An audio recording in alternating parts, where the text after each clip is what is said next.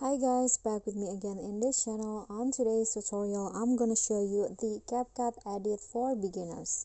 So this edit is pretty simple. So for beginners, it will so easy to make. So first, you need to click on your photo. So you need to import a photo to CapCut and then click on style and then swipe until you find the 3D Zoom Pro.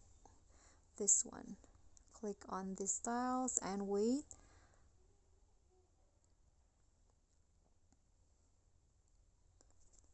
Okay, so click on a check icon and the result will go like this.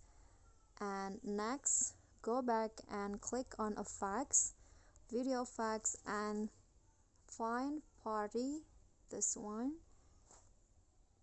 and then find the strobe effect, this one's right here.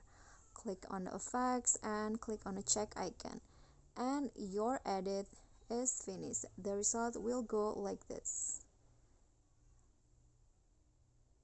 Okay guys, so that's all for me. If you like the video, please do click on the thumbs up icon. Don't forget to leave a comment and subscribe to our channel. And if you think the content is helpful for you, please click the thanks below. See you at the following tutorial. Bye.